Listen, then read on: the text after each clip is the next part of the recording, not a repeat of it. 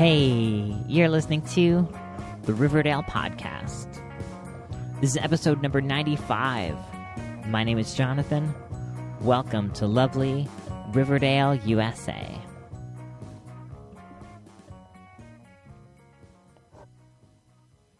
This is a weekly Archie Comics fan podcast. We update every Saturday morning, and every week we break things down into 4 categories. The first category is the book of the week. That's the comic book I read this week. Sometimes it's a new comic book, sometimes it's an old comic book, but it's always an Archie comic book. We move then to the news of the week.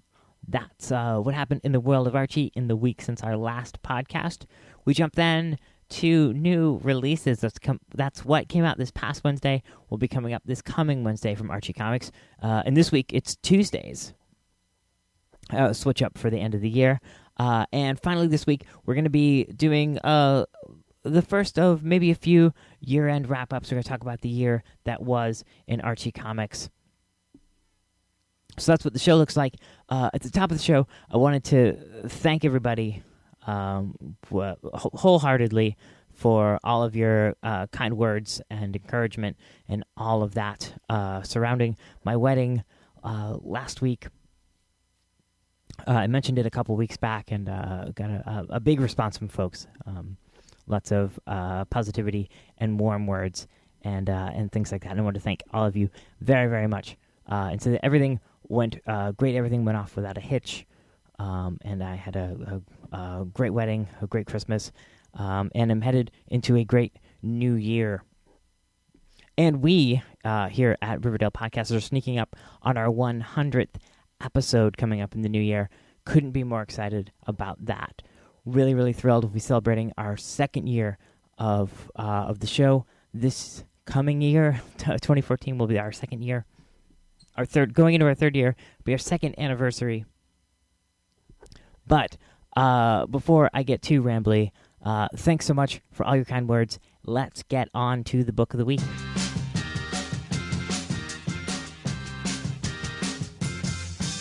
This week's book of the week is the digital exclusive Archie's Christmas Spirit. This snuck up on me. This came out in the last couple of weeks over at the digital app, the Archie app, or digital.archiecomics.com. Archie has hit just about every major platform with their digital initiative. They're doing a great job of that, of making Archie Comics available on every different platform. But enough with the delivery process. Let's get into the contents of the book itself. This is a Archie digital exclusive. It is 116 pages of total Christmas stories, back to back, front to back, all Christmas stories. And this, what differentiates this from the digests, the double digest and the double digest we've been talking about that are full of Christmas stories, is that generally those have Christmas stories at the beginning and the end, and then the middle are generally stories that are seasonal in nature, but are not straight up Christmas stories. Those center stories will generally be the kids with mittens and hats on. They'll be set in winter, things like that. But it's rare that we get a full big collection that's entirely Christmas stories front to back. And as we get into Archie's Christmas Spirit, it becomes clear that, maybe the reasons why they don't give us that many Christmas stories in one collection, there do tend to be themes that are continued, themes that are repeated throughout here. As I've talked about, in the world of Riverdale at Christmas time, it is of orphans and children's hospitals across the board.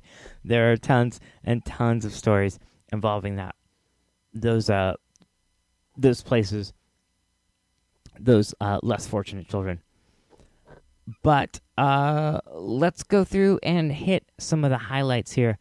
I gotta say, it's a real thrill to have a digital collection like this, so you can maybe, as I did, download this on a Monday, a couple days before Christmas. Read a few stories on Christmas Day, and actually just finished reading this afternoon. So we're well into the 12 days of Christmas, with plenty of Archie stuff. We start the collection off with Merry Merchant. This is written by Frank Doyle, drawn by Dan DiCarlo, inks by Rudy Lepic, and Bill Yoshida and Barry Grossman providing the letters and colors. And this is indicative of a lot of the stories in here. It's a quick, like 5-page story about Pop Tate getting the chocolate shop decorated for Christmas time and getting himself dressed up as Santa Claus. But he has to take everything down because when he's dressed as Santa Claus, he just can't bring himself to charge the kids of Riverdale for their food. He just ends up giving it away. Following that up, we get a fun story by Craig Boldman, pencils by Rex Lindsay, inks by Rich Kozlowski. We'll get the rest of the credits.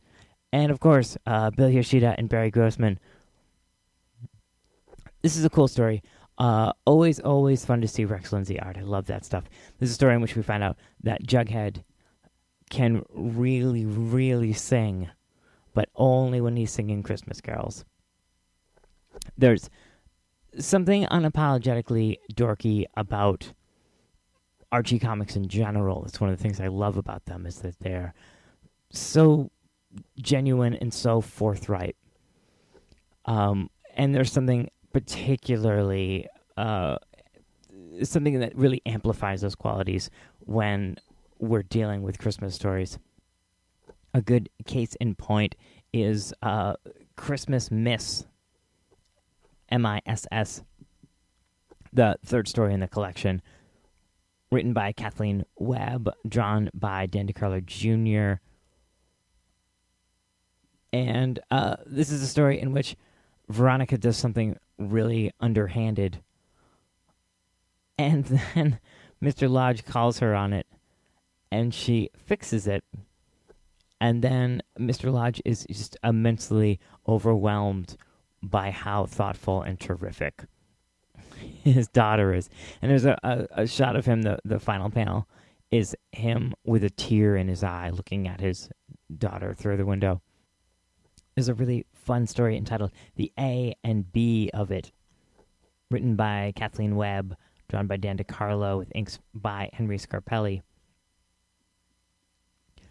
And in this, we find that Veronica has set aside a special box of decorations, particularly for Archie and Jughead to mess up and destroy. Archie and Jughead are particularly thrilled about helping to decorate the lodge tree and do an absolutely dreadful job.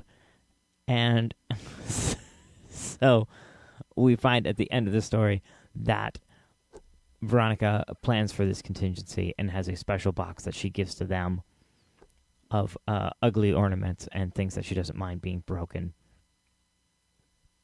I love stories like that. I love stories when the ladies sort of have the upper hand.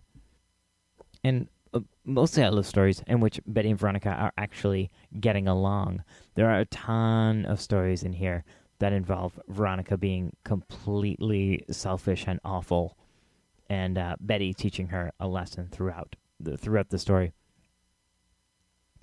only to have her, fall back into those ways only a few stories later.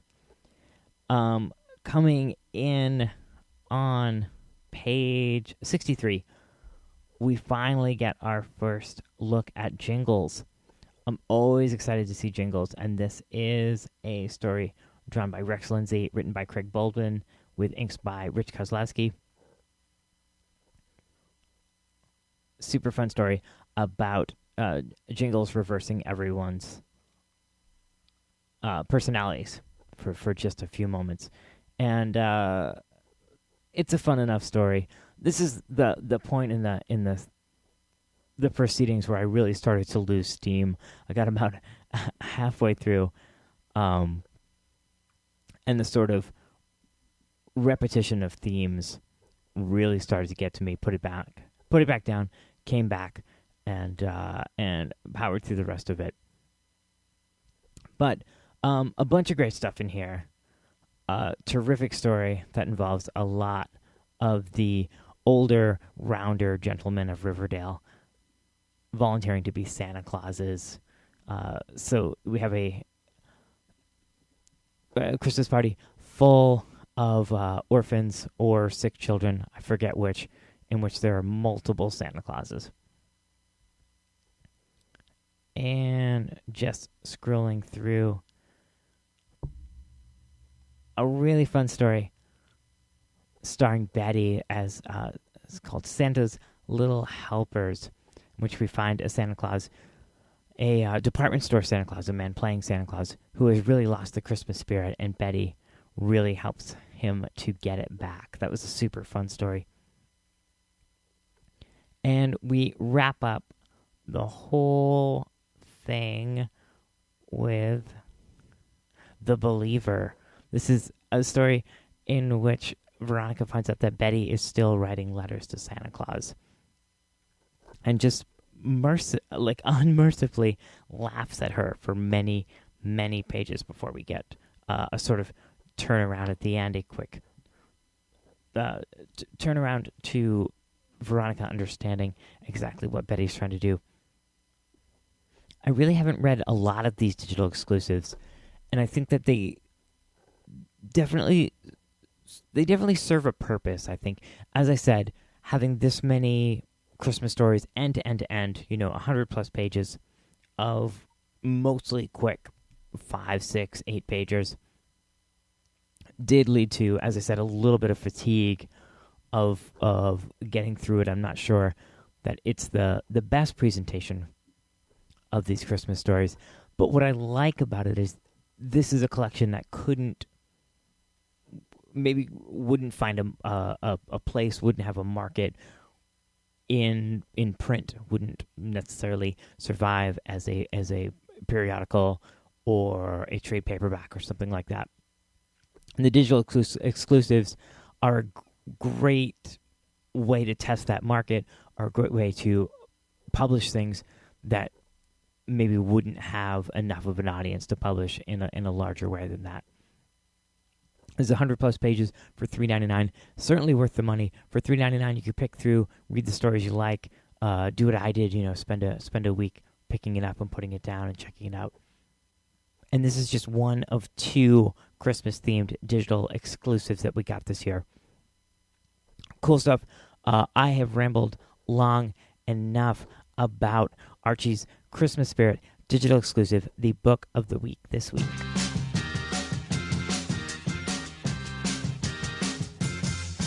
In Archie news this week, no huge, major, overwhelming news in the world of Archie, but a few cool little things. There are tons of year-end lists coming out this time of year. Some looks back at the year that was in comics, and Archie comics are popping up in a bunch of these. Mike Gold over at Comic Mix wrote in his rundown of the past year a nice little paragraph about all of the stuff that Archie Comics is working on. I thought that was super great. iFanboy gave Afterlife with Archie a big shout out in their year-end review. Comic Book Resources put The Fox in their top 10 best comics of 2013. That's cool stuff. So keep your eye out for all of this stuff. If you find one and want to pass it along, I would love to mention it on the show. I'm always excited to see, quote unquote, mainstream comic sites and reviewers and stuff giving a little bit of love to Archie. And Archie themselves, through their social media this week, put out the 12 covers of Christmas, a bunch of great classic Christmas-themed covers. So head back through their Tumblr, or I would assume their Twitter, their Facebook page. They put together 12 really great, really classic, and some modern, but some great looking holiday Christmas themed covers, 12 covers of Christmas. And finally, Archie put up 2 new trailers on their YouTube channel. That is youtube.com/ArchieComicsOfficial. A new trailer up for Afterlife with Archie #3 and The Fox #3. They seem to be putting a lot of time and effort into these trailers. I hope they're yielding some success for them.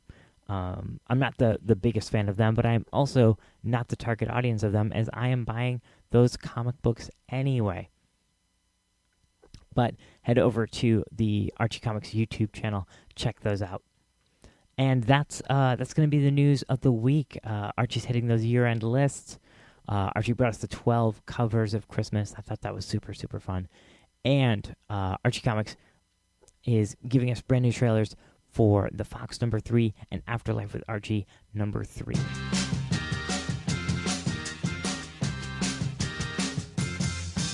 All right, new releases. New releases for this past week are non-existent. Last week, Wednesday fell on Christmas Day, and we did get a few books on Christmas Eve that past Tuesday. Nothing from Archie as far as I know. Coming up this coming Tuesday, the 31st. The next Wednesday is New Year's Day, and I'm not sure if your local shop is going to be open or not. You have to check with them. But new books are going to ship on that Tuesday prior. That's the 31st of December. And on the 31st of December, we're slated to get a whole bunch of great Archie comics. We're going to get the second printing of Afterlife with Archie #2 for $2.99. We're going to get Betty and Veronica Double Digest #219 for $3.99. Betty and Veronica Friends Double Digest, huge 320-page digest for $5.99. Also, Sonic Universe #59 for $2.99. And World of Archie Double Digest #35 for $3.99. Now, I've seen several lists, and they state different things, different stuff. Going with the list I've got here. But just know that at the end of the year, shipping gets really, really, really wacky. And if you don't find these at your shop, it's entirely possible that you'll find them at the digital store if you just can't wait. Also, this past week, on the digital side of things, at digital.archiecomics.com or on the Archie Comics app, Comixology, wherever you get your digital comics. This week, in addition to Archie's Christmas Spirit, which we talked about at the top of the show, we got Betty and Veronica Under the Mistletoe. It's all Betty and Veronica themed Christmas stories. Totally rad. I have that. Haven't had a chance to read it yet, but I've still got a few more days of Christmas to make that happen. Also, this week in the digital store, Wilbur. We get a 100-page digital exclusive of old school Wilbur stuff. If you haven't seen Wilbur, it's another teen character that came around, I believe, in the 50s. Not unlike Archie, another sort of bumbling teen dude, short blonde hair. I've got a few issues of Wilbur. We should dig him up. We should talk about Wilbur in general. But cool guy. Definitely, like I said, with the digital exclusives, couldn't support a graphic novel of his own, any sort of collection or even a one-shot or something like that. Probably have a hard time selling Wilbur in this era. But they can put together a collection as a digital exclusive for $3.99, and voila, everyone knows about Wilbur. It's a great way to build up a fan base for him if they want to do something with him later. But that's it. Those are your new releases for last week and this week, and your digital exclusives of the week from Archie Comics.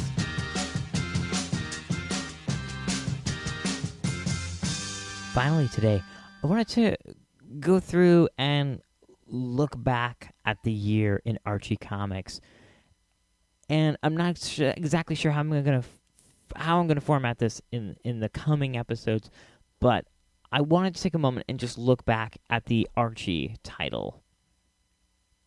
Now, we just got last month the first part of the Battle of the Bands storyline, and that'll be continuing into the next year.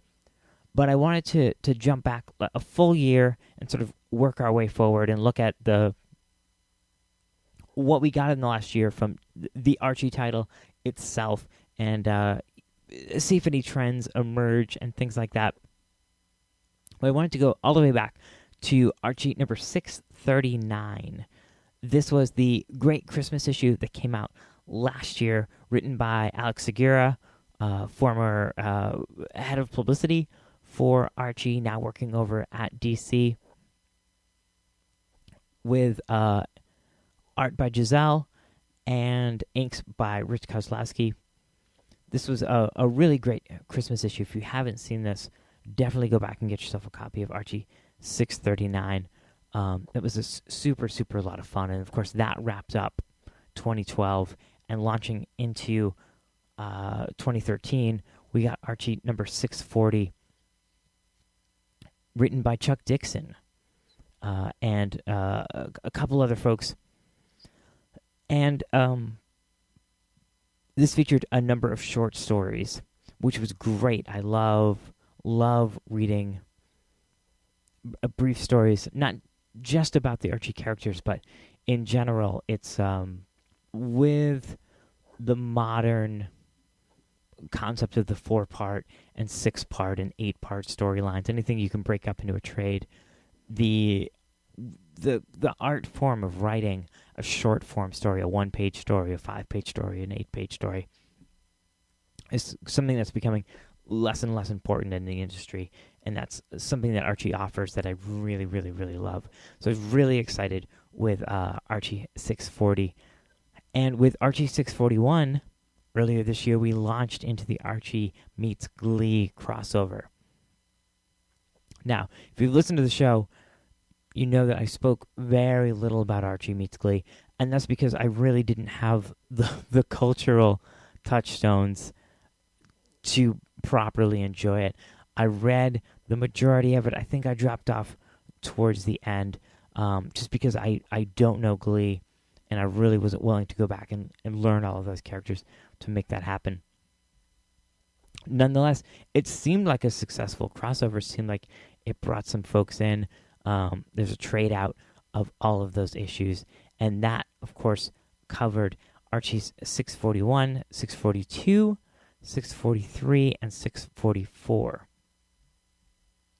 And what's important to note about this is this really brought in the alternate covers. Every issue of this had an alternate cover, and that's something we really started to see from Archie this year, is alternate covers on the main book, Archie. Prior to this, we'd had alternate covers, variant covers on Life with Archie, and I believe Kevin Keller as well. But it was cool this year to see Archie get these variant covers. Archie 645 was the great oversized summertime issue. This brought Rex Lindsay back to Archie for the first time in at least a few months. At least it seemed like 6 or 8 months since the Jughead book got canceled. Rex Lindsay was the regular artist on Jughead, and came back for Archie 645, which was a regular 22-page story, and then with some reprint material that bumped it up to 48 pages. But that was a great story written by Tom DeFalco, a fun summertime romp, really a lot of ridiculous slapstick in that, if I remember correctly. And we got a variant for that issue by Tim Seeley, which is really exceptional, a shot of Betty and Veronica. Archie 646 was a real standout for me. Maybe my favorite issue of the year. This was a space-themed issue Giselle came back to draw that. Anytime Giselle is drawing Archie stuff, I am thrilled to death. This was written by Angelo Di Cesar. As I said, penciled by Giselle, inked by Rich Kozlowski.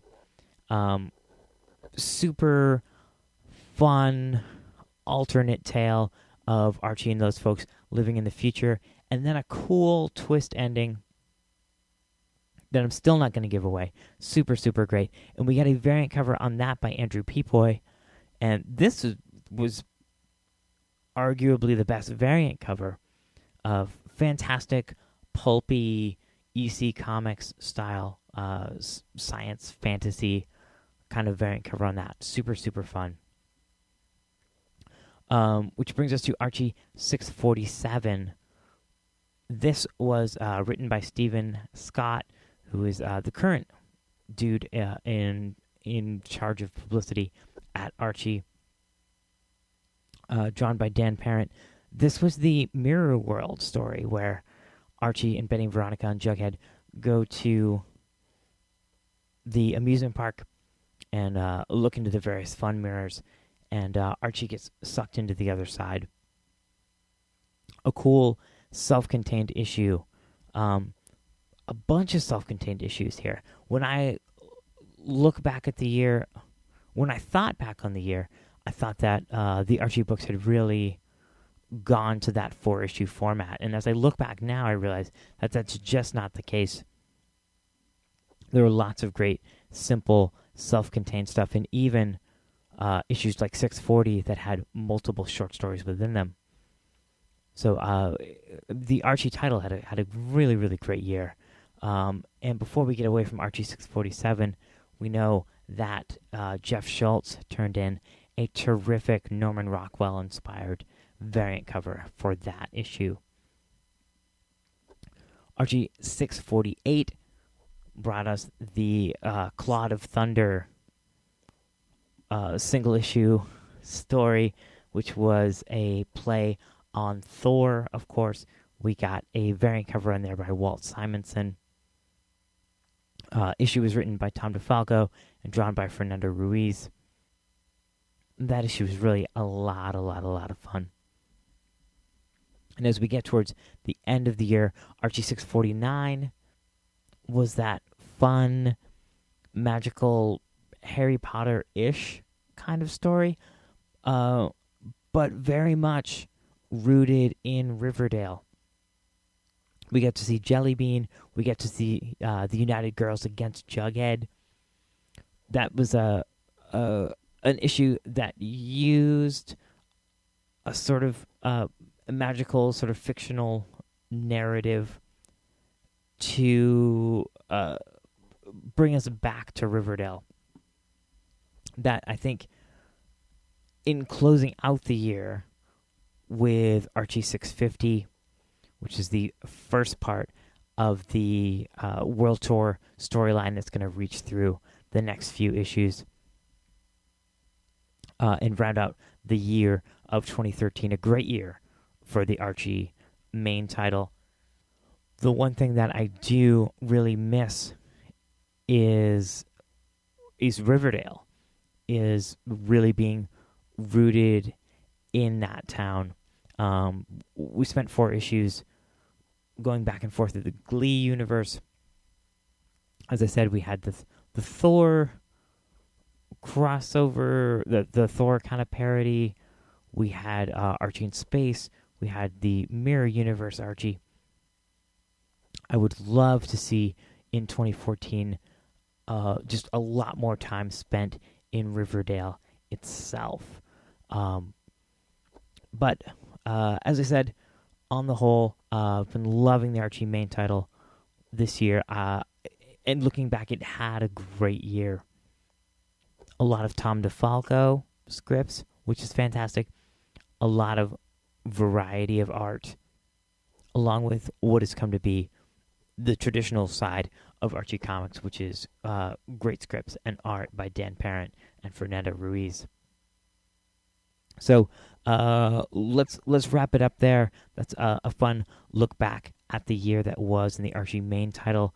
Next coming weeks, we'll probably take a look at the other titles published by Archie throughout this year and give an overview of what they did this year.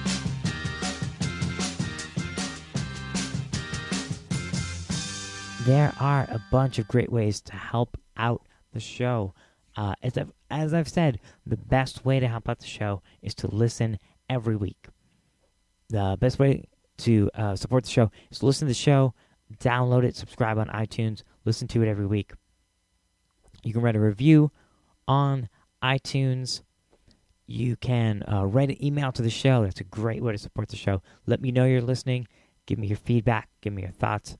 That's awesome. If you'd like to support the show financially, you can head over to Riverdale Podcast and click some of those links over there. A couple of great ways. You can head over to TFA, Things from Another World. Head over to RiverdalePodcast.com, click that link for Things from Another World, and anything you purchase from them, a percentage of what you spend will head back to the show and support us.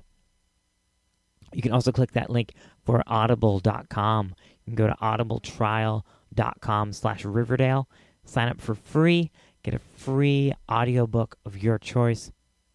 And every time you do that, that supports the show financially. You can also make a donation from that page. Lots of great ways to help out the show. Thanks for considering them.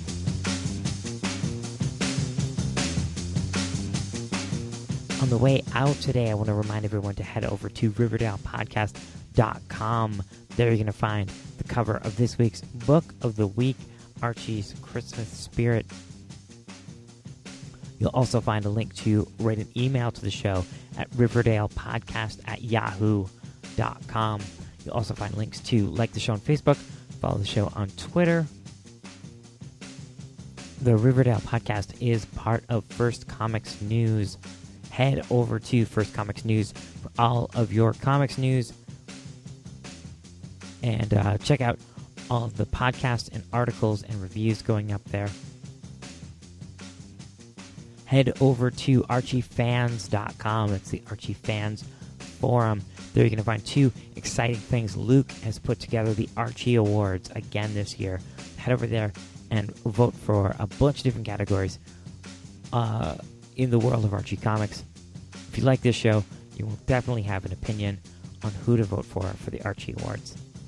Also at ArchieFans.com, check out that sticky thread for the Betty and Veronica Best Of collection. Archie Comics wants our suggestions for what to put in that big, thick, dense collection of Betty and Veronica stories coming out this spring.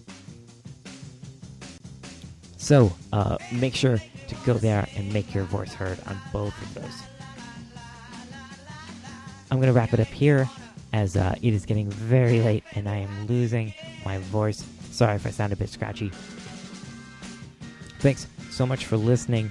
Have a happy and safe New Year's Eve. Have a great New Year's Day. And I will see you again next week in 2014. Until then, my name is Jonathan, and I will see you again next week here in lovely Riverdale, USA.